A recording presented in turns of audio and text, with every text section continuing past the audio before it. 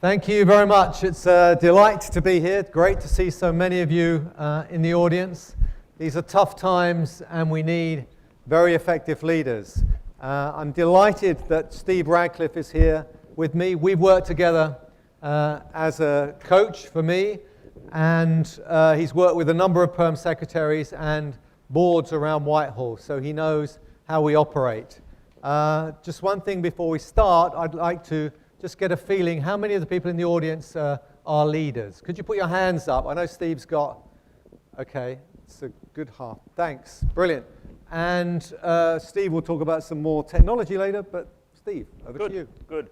Good afternoon, everybody. Great to be here. A few words of introduction. I used to have a proper job until 20 years ago when I became a leadership coach. Since then, had a fantastic time because I've been working with doctors and nurses and teachers and civil servants and chief execs and salespeople and warehouse people and so on. And as a leadership coach, what am I really doing? Well, what I'm really doing is I'm helping people get more in touch with what they care about. I'm helping some people be more confident. I help some people be bolder, have higher aspirations. So I have a superb time doing this with all sorts of interesting people. Now, along the way, I've read virtually every book there is to be written about leadership, and I have a major gripe with the leadership industry. And it is that they're making the topic way too complicated. Okay? So when it came to the time that I would write my book, here is the very best thing about it. Absolutely as slim as I could possibly get it. The reason I mention it, by the way, is that we'd like you to go to a website we'll tell you about later to download a free copy of the book if you'd like to pick up some of the themes from today. Now, some of the themes may well help you after today, perhaps be bolder, perhaps make a bigger difference, perhaps be more confident in certain situations. However, this session comes with a health warning. Because if you get carried away a little too much, if you get the wrong sort of leadership coach, you might end up being a particular sort of leader, like Steve Ballmer, the CEO of Microsoft, who when he arrived on the stage at a similar gathering, unlike how Gus walked on the stage, he arrived like this. Ladies and gentlemen, Steve Ballmer!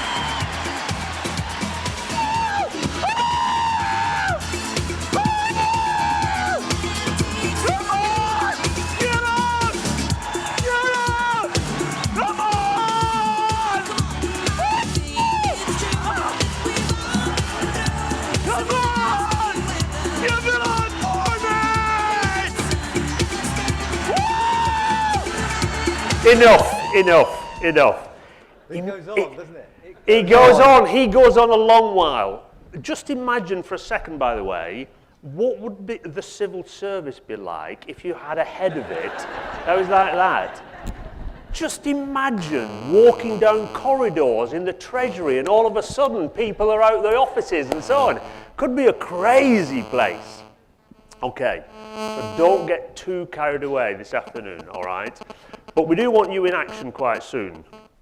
Is it me where I'm standing? Who knows? I have got a mobile. It's off. It's not off. What a great spot. You've done this before. I don't know if I'm happy this crowd have come, but I'm very happy you've come. Very good. Thank you very much. True leader, that one. There you go. Now, we want some audience participation this afternoon, so there are a number of you with voting pads. Okay, we believe they should be dotted about. Okay, so I don't know where you're going to look for these. Are they under your chair? They're under your chair. So have a rummage around, see if you've got a voting pad. If you're sitting next to a seat with one and there's nobody there, grab hold of it. And whenever I'm having a session with voting pads, I always like a warm-up question, okay? So the warm-up question is, are you better or worse than the average driver?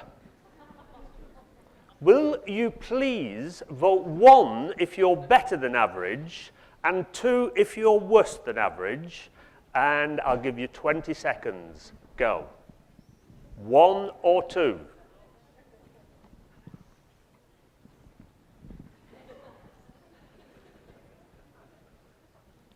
Okay. Let's go up to 140.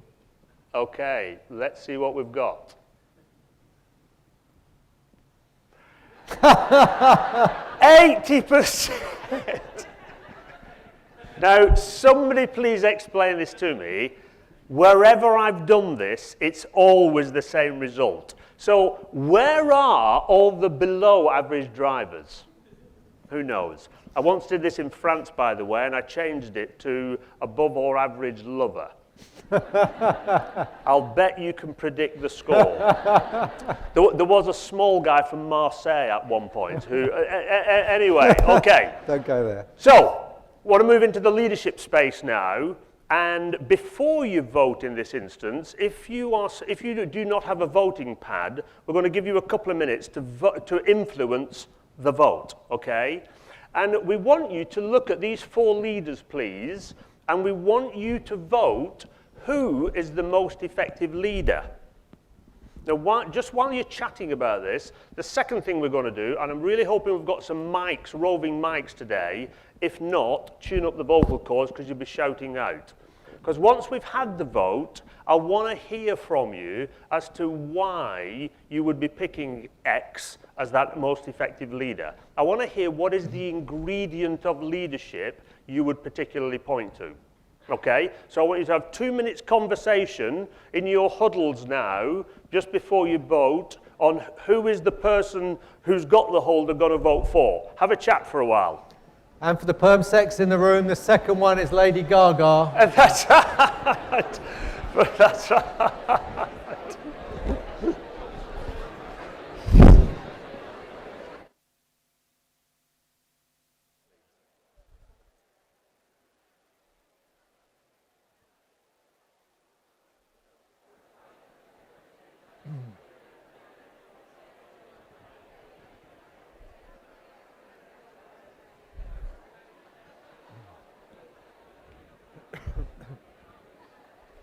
Okay, let's go to our voting pads, please.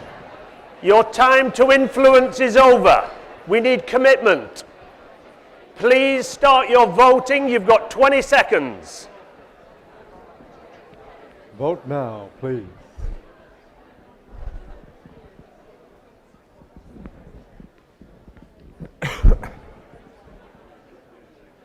If you watch, you can see the responses coming in at the top. We'll call it a day when we get to 140. We're nearly there. Okay, let's reveal the scores, please. Oh. Number 4, 52% Alex Ferguson. Number 3, 12% the Queen. Number 2, Lady Gaga, 9%. Lady Gaga is beaten in the charts by Obama, probably for the only time in his life. So Alex Ferguson, ahead of Obama, ahead of the Queen, ahead of Gaga. In a short while, I'm going to be asking you why it was you voted for the particular person. But actually, we now have a second round of votes. Okay, so back into your huddles, please. Remember these scores. Remember who you voted for. Second slide, please, of leaders. Sorry. Get in. Dalai Lama, Bob Geldof, Margaret Thatcher, Winston Churchill. Okay, into your huddle, please, and we want to vote from you in a minute. Who are you going to vote for?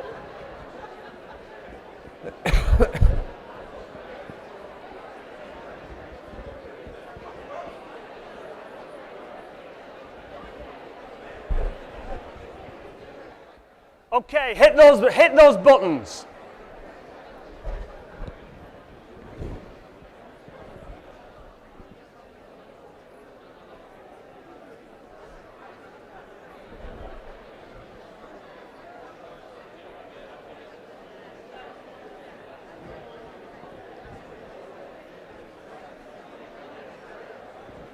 Come on, get voting.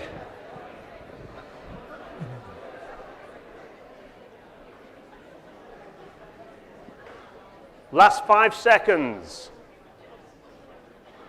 Okay, let's see the vote, please. Oh, number 4 again. Is it a fault of the technology or is it a true vote? Okay, so Winston Churchill, 55%, ahead of Dalai Lama, 17, tightly followed by Margaret Thatcher. Don't get carried away with the visual thought of that. And 13, Bob Geldof. Now, I know we have some roving mics, but I'm not convinced we're going to have enough to race round, okay? So I want you calling out, please. And I'm going to capture here, if technology allows us, I'm going to capture what you say are the key ingredients which had you vote for who you worked for. What was that quality, that characteristic of leadership, that ingredient, as I sometimes call them?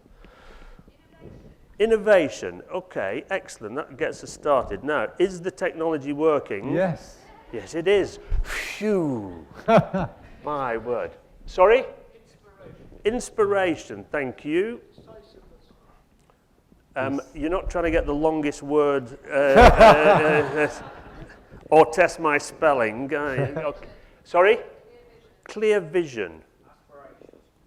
And add a little bit more. Tell us who you're thinking of, please, when you're calling out who and the quality. Compassion. Dalai Lama, compassion. Yes, well known for that. Yeah. And who do you think of? Who? Yeah, thank you. Sustainable. Yeah, and who comes to mind? Indeed. Big future, that man. Big. Who else? Consistent. What was that on? What was that in the cheap seats? Sorry. Influential. Excellent. Okay. Okay. We wanted a few on the board because we're going to come back to them. Sorry. Risk taker. Excellent. Excellent. Okay. Let's hold it there.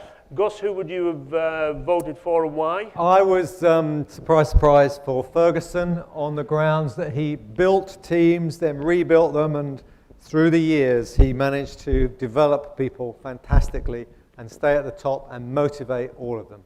Okay, very good. I would have voted for Bob Geldof.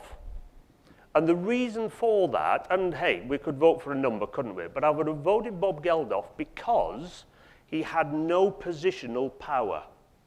He had no title. There was no authority behind him. He was just a bloke who got in touch with something he cared about and decided to do something about it. And I think we're more and more in the world where perhaps it's less to do with hierarchical power and perhaps more about finding something within yourself. That's why I would have voted for Geldof. But actually, this is a bit of a setup. Because this afternoon, we're not going to be talking about the famous people on here, because I'll bet it is completely valid for me to write on this chart, this is you. I'll bet every quality I've captured on the chart is a quality you have. Certainly, that is my experience of working for 20 years with people who happen to be in a certain job or who happen to be in a certain path, who have brought all of these qualities when they've got in touch with something they care about. And one of the messages of today, and it's a little bit of my hobby horse, I must say, having spent so long in this field and watched what's going on, I think there is an old story about leadership, and it really gets in the way, and it really holds a lot of people back.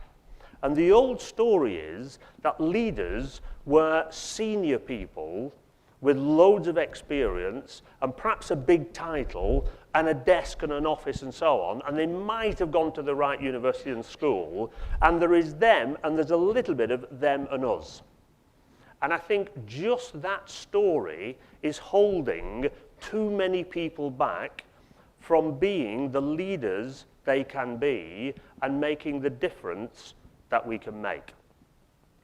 And I think we need something of a new story about leadership, which is actually all this leadership-y stuff is natural and human, and in different parts of our lives, we've already been a leader.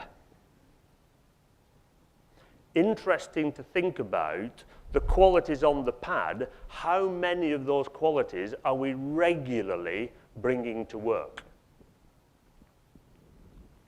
But we do have them, is my contention. Now, I know this man has travelled around all sorts of the civil service and seen people work out all sorts of different levels. And I know you've had some awards ceremonies for the last few years, Gus. You've got one or two examples, I think, of people bringing qualities like these. As you say, we see great people, and I wanted to be able to celebrate great leaders in the civil service. So one of the things we've done with the leaders, with the Civil Service Awards, last time at Buckingham Palace, is to, let's go for this, have, here we go, some pictures of me with two winners of the awards. That's Amir at the top. Amir works for Revenue and Customs. He works on the question of helping the public on their tax inquiries. He is regarded by his team as inspirational. I think that was one of the words that came up there. He works with his community. He is known throughout his community. And on top of all of that, at the age of 14, he was diagnosed with spinal muscular atrophy and has been in a wheelchair. And what he said to me is that has not held him back from joining in anything. He does not limit himself. So that is a leader. Amy Rees, 34, governor of Brixton Prison. I last month went to visit Brixton Prison. Actually, Amy wasn't there because she's on maternity leave, I think. Amy is an inspiration. Brixton Prison has got better and better. They're ranked, they've gone up through the rankings. It's a really difficult prison, inner city, not ideal accommodation. The gym is a bit of a shed. The drug use in that prison has gone down. The number of suicides, which was a problem, 0 for the last 2 years. Drug use down. So all sorts of things. Amy is a fantastic leader. Now that's just 2. I could have picked out more, but that's what makes me proud of being head of the civil service, when I've got such fantastic leaders. Great stuff. I've picked out a video, because I troll back through the archives, and I've picked out a video of a lady called Laurie Chilton, who won an award, and I'll show you the video in a minute. I'll tell you why I really liked it.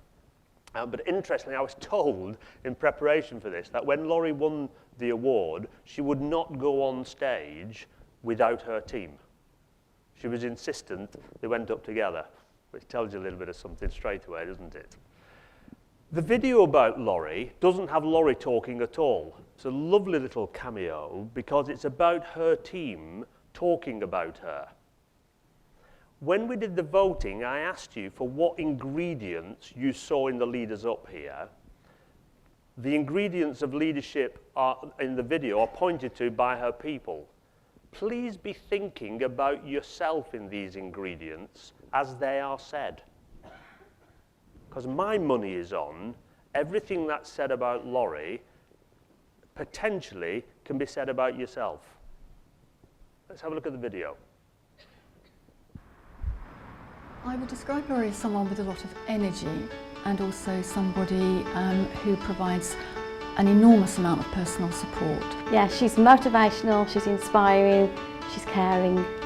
She leads from the front, she's completely straight with you, you know where you stand with her. and she's a trailblazer. She makes a real difference. Laurie has an open door policy for everybody. You know that she's there and will always point you in the right direction. She does listen to us, she gives you opportunities and enables us to work together to really achieve great things. I know that if there are any issues that I'm concerned about, however busy she is, I know that I will have the opportunity to discuss it through with her. When Laurie merged a number of teams from different cultures, different groups, different organised parts of the organisation, and it could have been awful, but she did it with huge care and attention to detail. Laurie's created a group with a very clear direction, goal, function, and it makes you proud to work for the group because you feel like you're making a difference. I'd like to thank Laurie for the inspiration that she gives to me and enabling me to be part of a team that I am truly proud of. Laurie's really inspired me. She's given me the confidence to do things that perhaps I thought I never would do. This year, Laurie also had a reoccurrence of cancer. And I think one of the most inspirational things about her was the way that she still put the team first, and she still thought about what we needed and what the whole group needed, even though she was going through all of that herself. She is quite amazing. I just thought it was great that her team was saying about this. But at the same time, I've never met Laurie. I'll bet if Laurie were here, would think, yeah, lovely lady. But on meeting her, probably, you wouldn't think, wow, she's obviously a leader. Wow, there's something clearly different about her. And this is what's dawned on me over the years of doing this, which is that, you know, a few years ago, I'm going in to meet a guy called Sir Andrew Turnbull. It's like, blimey, I'm a lad from Wigan and I'm meeting a sir. What's going on here? And then I meet this guy who's like Gus O'Donnell and he's the head of this, that and the other and whatever. And then I realise when we get chatting, oh, we're all sort of people. And we're all sort of similar. And there's stuff we get excited about, but there's also voice in our head now and again which has us hold back and not actually play the game as fully as we could. What particularly I want to pull out from the Laurie slide, if my pen has now got a new battery. And where it go? Oh, it's up there for me. You're even better. Great. Do you want to come and give the talk as well? You're doing a great job. Okay. This is one I prepared earlier. When I listened to the video and I wrote down the ingredients I heard about Laurie. And I thought, if I was trying to get over the message to you that actually we bring all of these, if we had time for a full dialogue, I would bet I would get pushback on, well, I can imagine doing many of them, but I don't particularly see me as inspiring. And here's a new take on inspiring. When I've looked across at leaders who are making a difference and on the way to making a bigger difference, I realised when I came to write the book, there was only one characteristic common to them all. It had nothing to do with age, nothing to do with Myers-Briggs, nothing to do with personality type, age, sex, or whatever. It was that they were inspiring themselves on the way to potentially inspiring others. And I have a phrase for this, which if you follow up with the book, you'll hear about. I realized that all the leaders I worked with, the one characteristic is that they're all up to something. In a nice, positive way. That is, they have a dream or a vision or an ambition or a goal. There's something in the future they want to make happen. And it matters to them. So they're up to something. In other words, they inspire their own energy first and then go out and engage others with that energy. So that might be a different place for you to think about you and your leadership.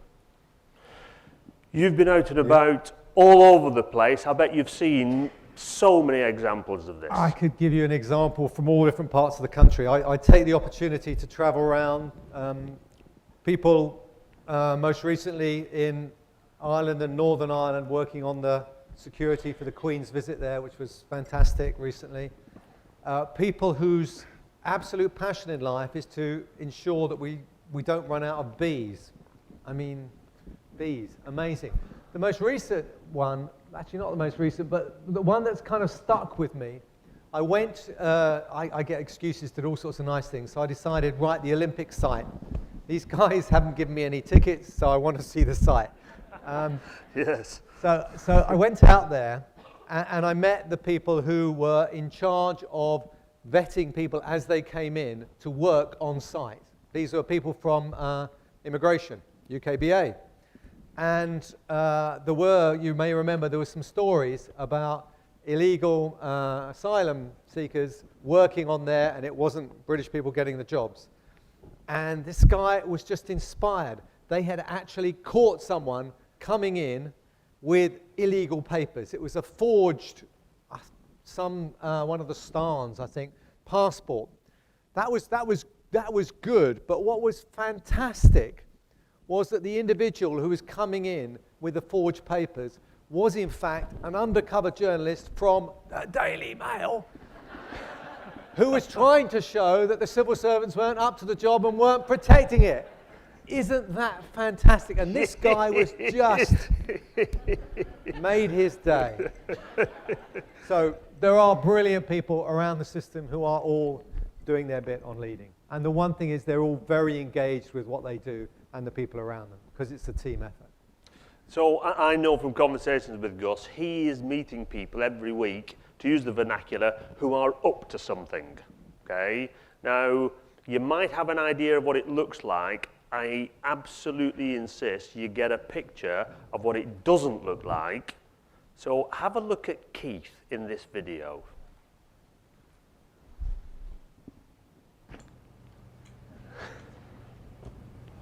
Under strengths, you've just put accounts. Yeah. That's your job, though. That's just. No, Keith. I was sort of looking for your skills within your job. So, is there anything else you could have put there? No. Okay. Under weaknesses, you've put eczema.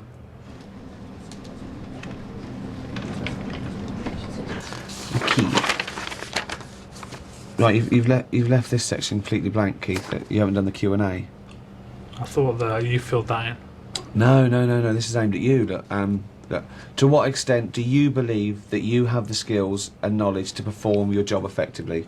And then you just tick one of the boxes. Not at all. To some extent. Very much so. Don't know. What would you tick? Don't know. Okay. Question 2. Do you feel you have received adequate training to use your computer effectively?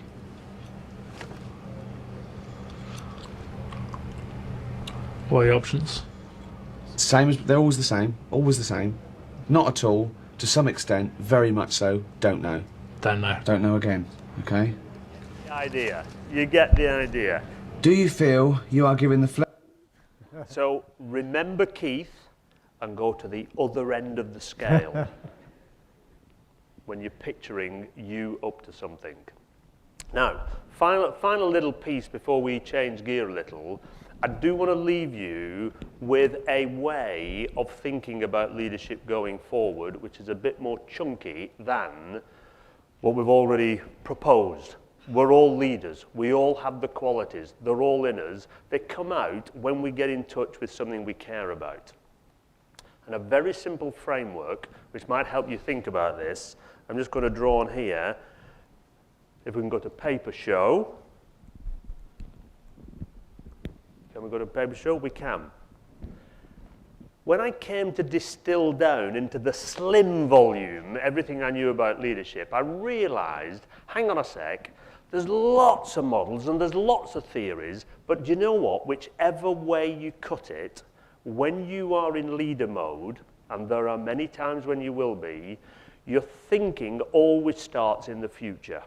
It always starts with, where do I want to be? Where do we want to go? What do we want to build? What's that future we want?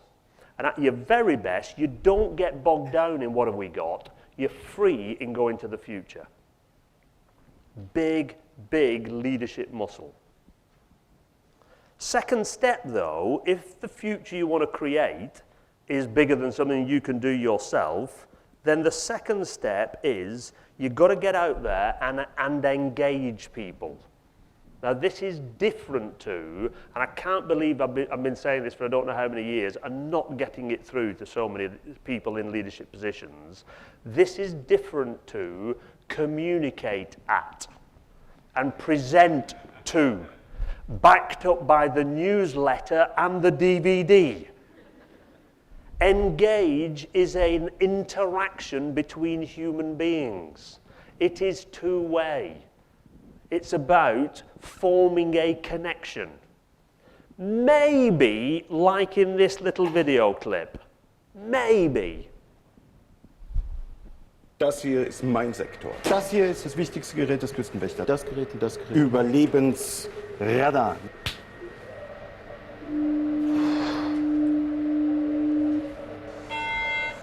Mayday, mayday. Hello, can you hear us? Can you hear us? Can you... Over. We are sinking. We are sinking. Hello? This is the German Coast Guard. We are sinking. We're sinking. What are you thinking about?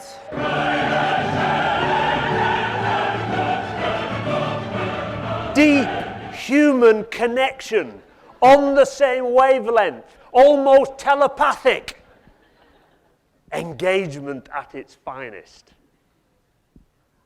I hope some of your conversations at work don't feel like that sometimes.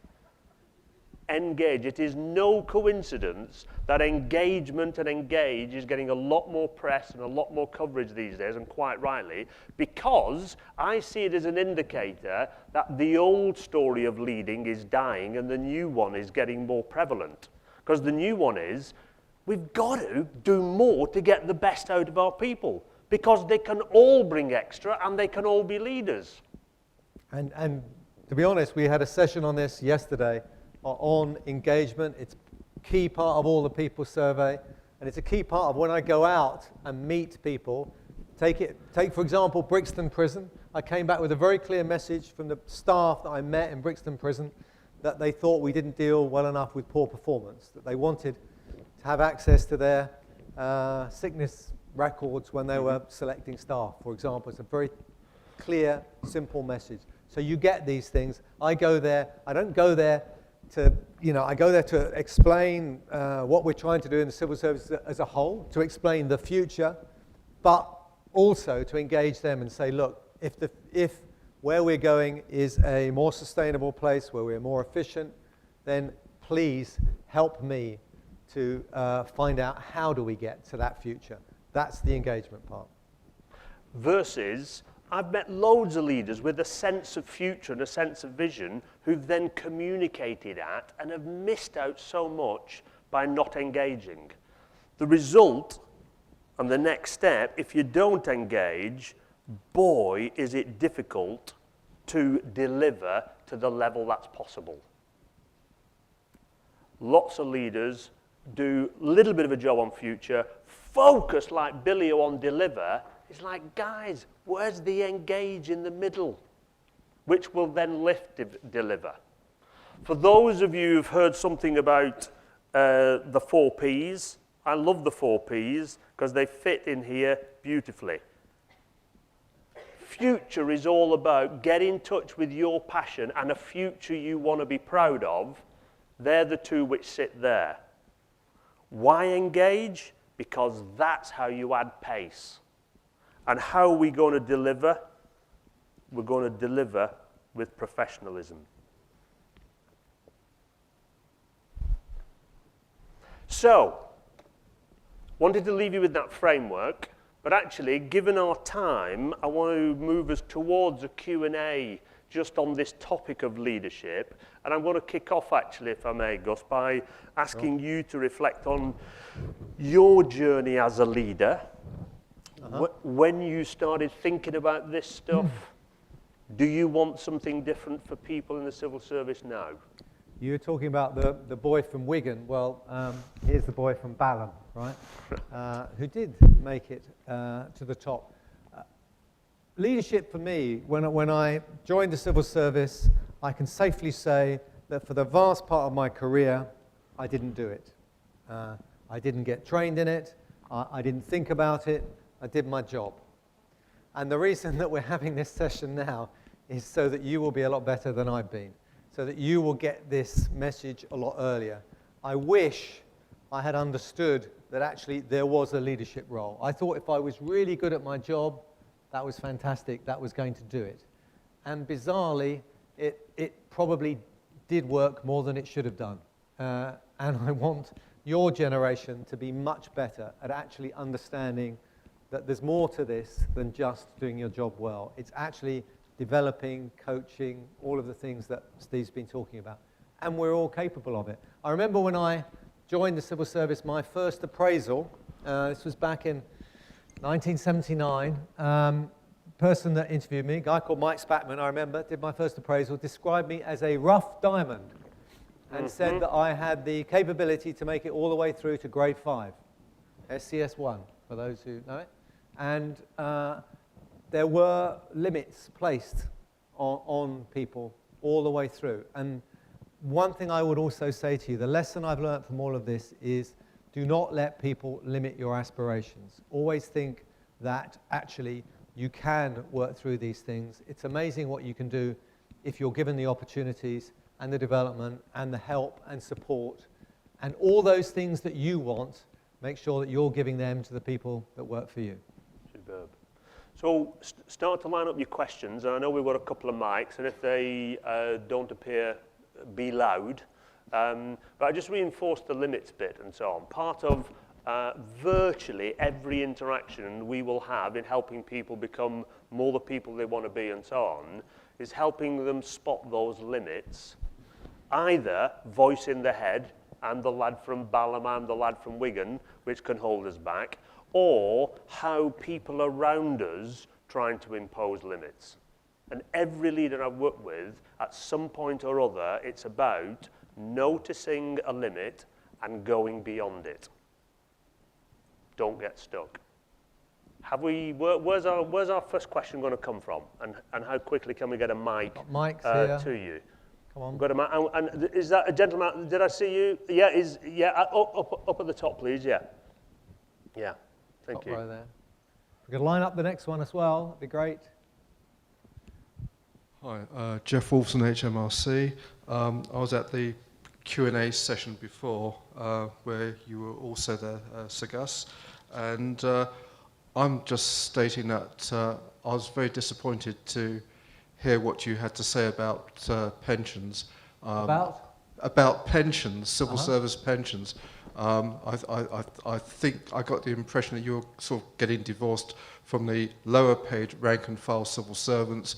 I think you should examine some of the figures which pensioners receive. I'm actually getting a civil service pension myself, and I don't think you would like to live on the amount of money I'm being paid. And this goes for a lot of civil servants. Okay, the one thing I'd say on that is if you're getting a pension that's obviously been under the previous terms, so it can't be about the changes we're talking about. But if you're saying that the pension terms aren't good enough, all I would say is I think it's the system you were talking about that you're getting is obviously a final salary system and based on your salary. I made the point that it's really important we get across the actual levels, and I did that in an article in The Guardian that went out last year. And it is, of course, true that the average levels of pensions in the civil service are really quite low, and that reflects the average pay that we've had through the years. But I don't want to give the impression that I'm in a very fortunate position in terms of my pension. I do understand that lots and lots of people are having pensions which are more limited, but actually the one thing about our pension and your pension is it's completely safe, it is indexed, and I think that's a benefit that you probably won't get in the private sector. Down here, please. Front row.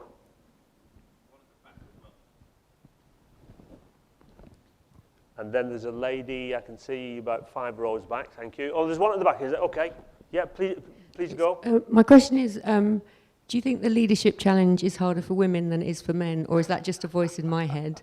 And also, I'm curious from Steve, who's the best leader that you've ever worked with?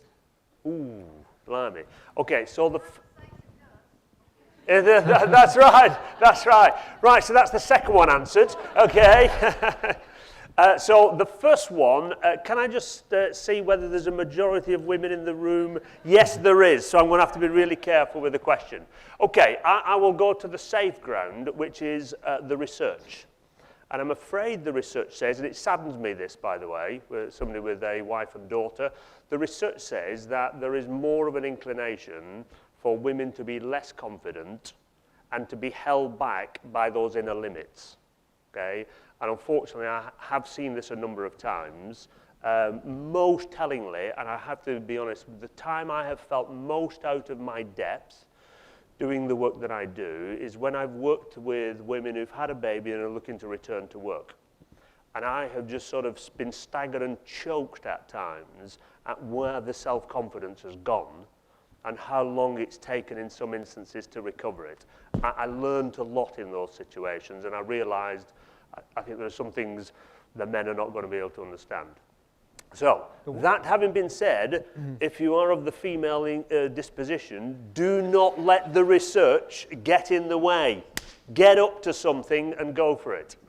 The civil service, I think, is a great exemplar. I mean, we went through a period with the 16 permanent secretaries at the top of our home departments, 50% male, 50% female. Completely ruined by Minouche Shafiq, then being hired away to the IMF. She, of course, got her just desserts because just after she arrived there, Dominic Strauss-Kahn got arrested. So, you know. But the senior civil service for the whole of the civil service will be, on current trends, majority female by 2020. We are doing something the private sector isn't doing, right? When you see the private sector, for executive directors of the FTSE 100 companies, 5% female, 5%. It's not happening in the private sector. It is happening in the civil service. And I think that's going to give us a dramatic advantage over them because we are going to draw on all of the talent. And one of the reasons we do it, take the people Steve's talked about, and we help people come back after maternity leave, and we give them really important, responsible jobs. And if you look around, people like Helen Ghosh had a family, come back, now the first ever woman to run that simple, straightforward department called the Home Office. There you go. So I'll answer the second question briefly. I just decided, should I try and get away and move us on, but I thought you might catch me out. My answer is going to be the 97 people I worked with one day in a toy warehouse in Neath, South Wales. In 20 years of doing this, I left that warehouse more inspired, forgive me, than in any time I've left your office.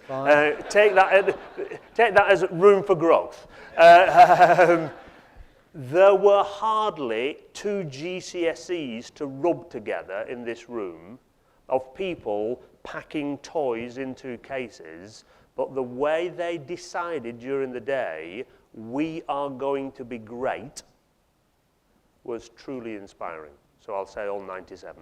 Up at the back, please.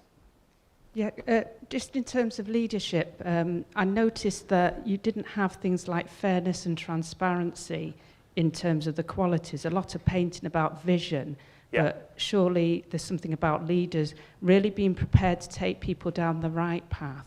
Yeah. So and engaging in a way that's going to be a win-win. Would you agree with that? Absolutely. And though the words weren't on there, I'd definitely vote for them. And the reason being, we all have a built-in, what I call a built-in authenticity meter. And it goes bullshitter, fake,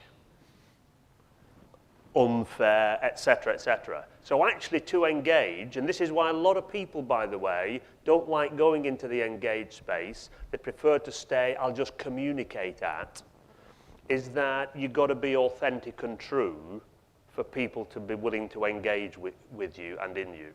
So it's part for me of that package. Great prompt though. Just here, yeah?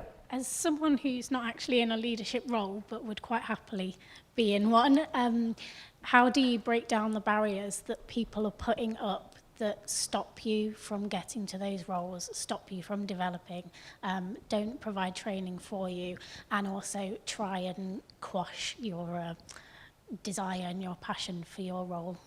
Great question. Gus? And the answer is you are already in a leadership role.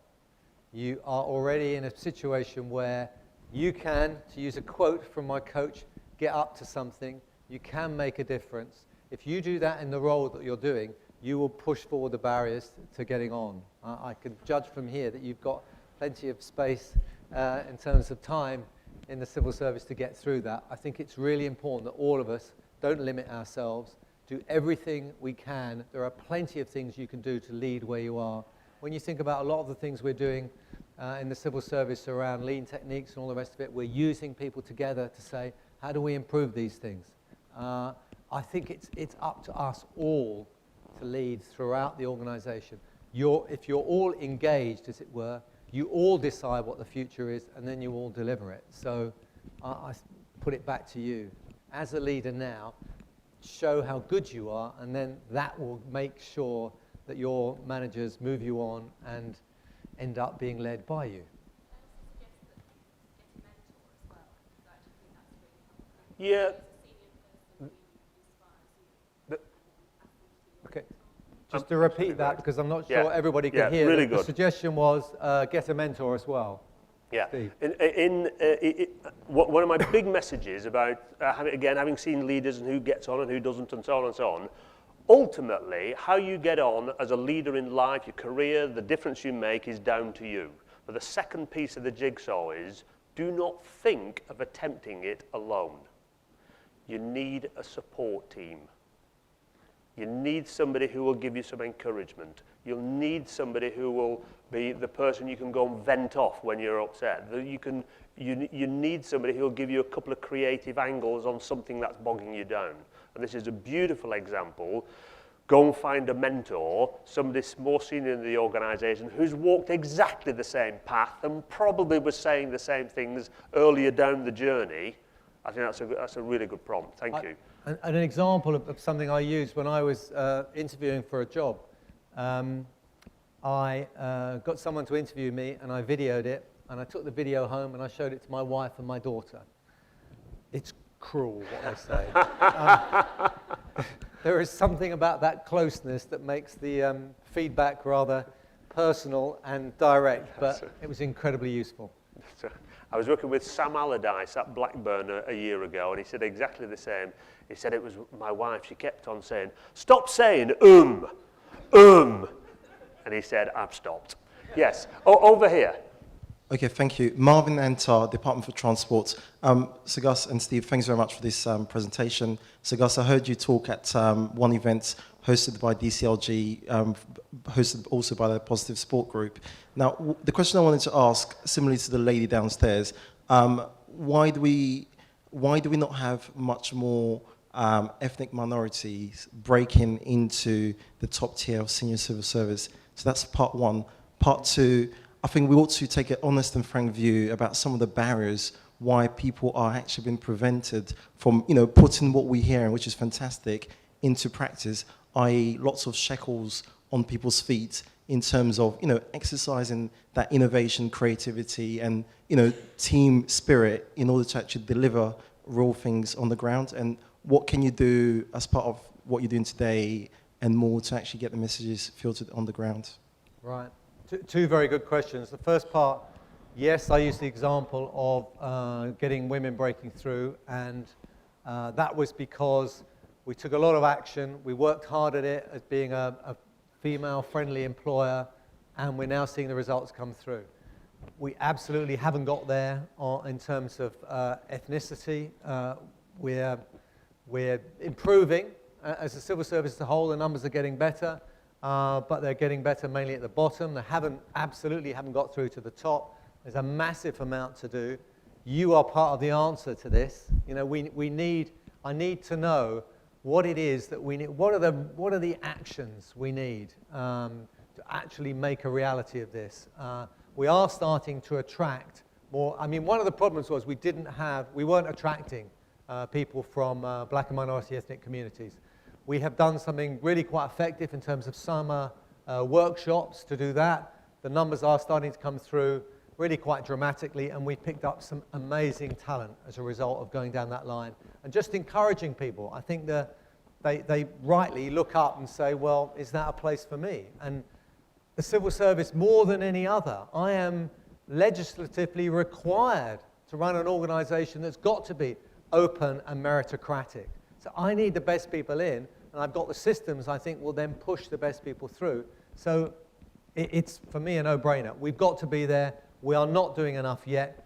The obstacles, I think, we're working on this. I think some of them might well be prejudice, subconscious prejudice. We've done some workshops on that.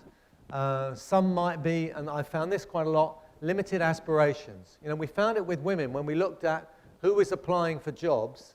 The men, if there were kind of 10 criteria they needed and they got 3 of them, they thought, well, you know, I've got the 3 most important. And if the women had 8, they'd say, well, I'm missing 2, so I can't possibly apply. You know, I think people are limiting themselves and their aspirations. So one of the things that we need to do, and picking up what the lady said down here, is some mentoring. You know, I took someone who'd come in from a black and minority ethnic background. Actually, I can say this openly now.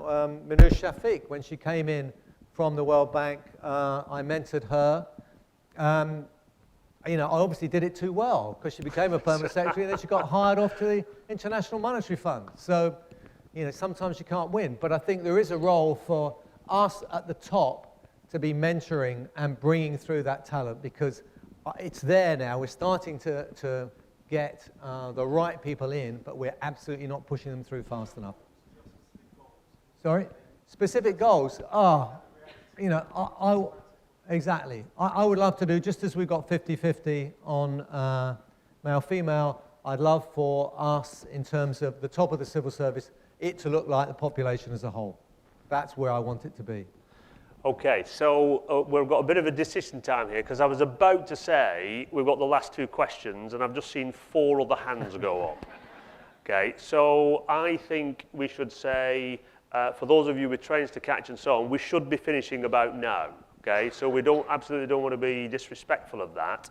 But while we're here, and if questions are still coming, I think we'll just continue chatting till everybody's completely fed up and wants to go home. So let's just keep rolling for a while. We've got a lady here. Yeah.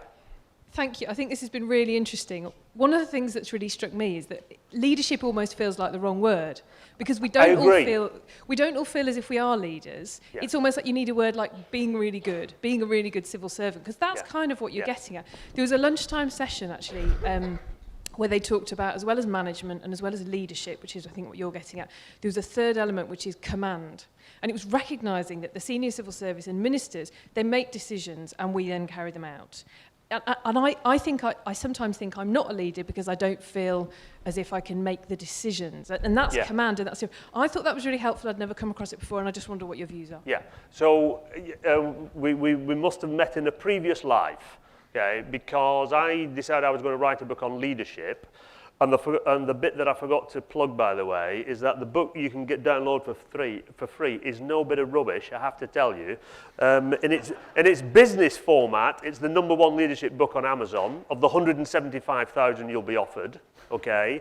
But interestingly, as part of the difference I want to make, I decided I didn't want to just talk to the business audience. I wanted to talk to anybody and invite them into the leadership space. And I thought, ooh, I've got a problem straight away. That's why I decided to call this book How to Make a Bigger Difference, rather than How to Be a Better Leader. For me, the leadership word does get in the way. I think we can all step into the make a bigger difference space. And I'd say it's quite important in the sense of, you know that phrase, civil servants advise, ministers decide. So if your point about commands, who makes the decisions? Ministers make the decisions. Actually, though, we make lots of decisions. Let's be clear about this. We work out how best to achieve certain objectives. We are all operating with teams. We work out how we make decisions about how to use our teams to best effect.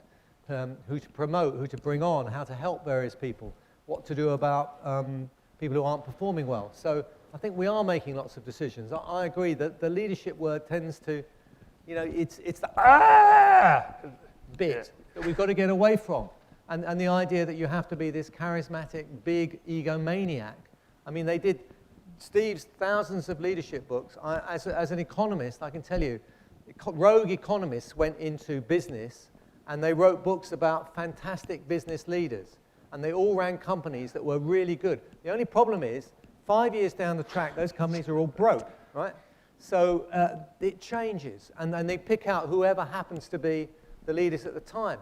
Japan, they wrote fantastic books about how Japan was the model we all had to follow. I'm sure someone somewhere is writing the book about Greece, you know.